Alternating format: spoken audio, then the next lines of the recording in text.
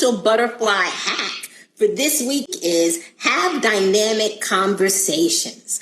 Go beyond the superficial small talk. You know, we all have it. And so this can't happen 100% of the time when you're talking, because if you're going 90 miles per minute trying to get the kids to school, go to Dunkin' Donuts like Sakina every morning, and get your coffee, or you're brushing by somebody as you quickly pass them in the hallway at work, obviously that isn't the time.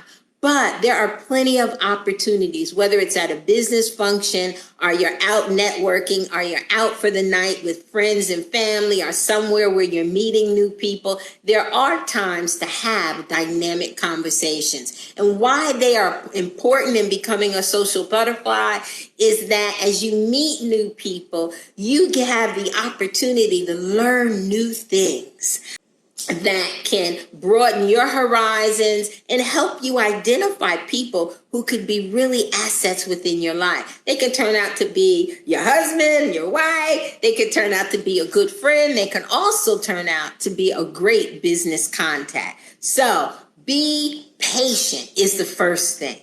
Like, everybody's at a different level. And so I've seen people talk to people, and when they were maybe less educated, English wasn't their first language, or they were just different. You could tell that they spoke to them in a demeaning manner. They were short with them. They kind of were dismissive, right? And imagine, I think we've all been in that situation, which is horrible.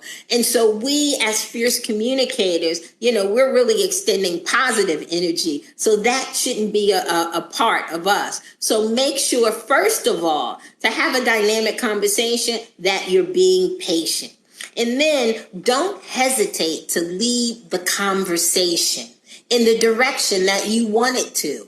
Years ago, I used to teach interviewing skills, and beyond helping people to understand that they weren't begging for a job, that they were bringing something to the table, one of my favorite things was going through the interview role playing, because it was important to show people that you can steer that interview to a certain extent.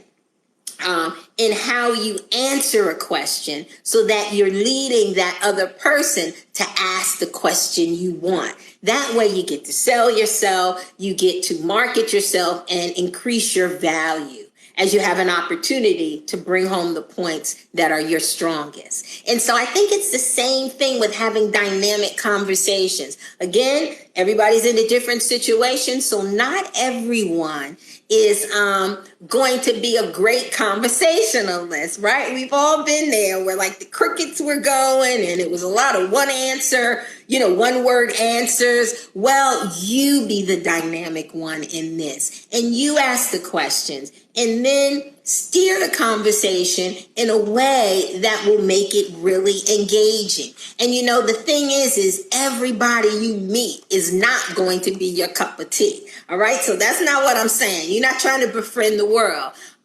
You still want to be authentic and real.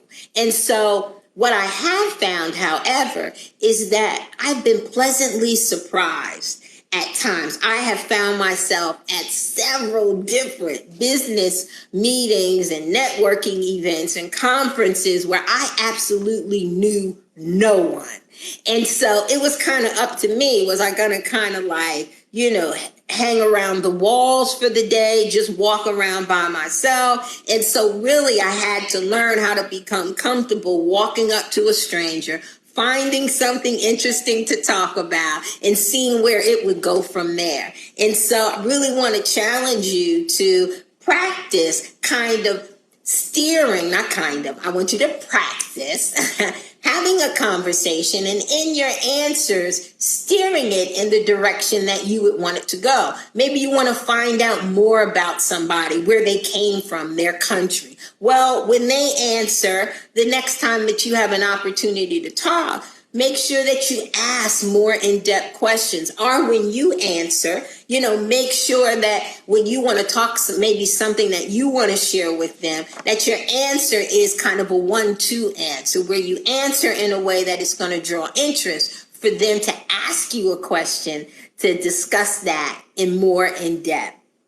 And so be strategic in having goals for your conversations, right? How often we just don't think about it. We call up a girlfriend, we go out to lunch, we get together, and really we don't have goals. And to make your time effective, have a goal. And it's not that serious, but what do you want to get out of that? I have had conversations and meetings where even though there was an agenda, I might have had a couple of extra things I wanted to discuss or talk about.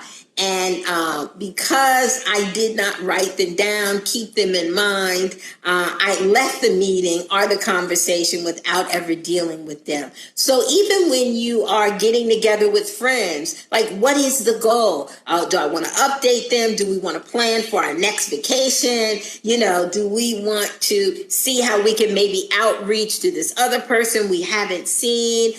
Just don't wing it all the time. Make sure that there's some goals in mind so that your conversation will be directed and more effective.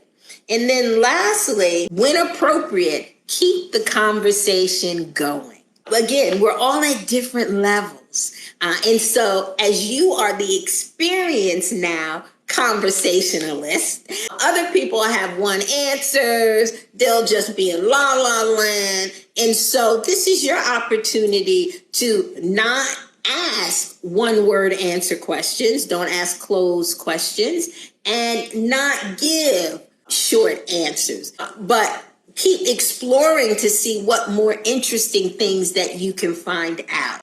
All right, awesome. So your social butterfly hack is about having dynamic conversations. If you do some of these and you practice and you learn, that's how it becomes a reality and becomes more easier for you. So I wish you the best. I thank you. Thank you for being a part. Thank you for desiring better in your life. You can message me on Sheila M. You can also post on the page as well as like us. Help us to create awareness. Now, when I tell you that I have all the t-shirts, I purposely hid on social media for 18 years. I happen to have to be on it a lot for work, but beyond that, it was kind of like I kind of hid.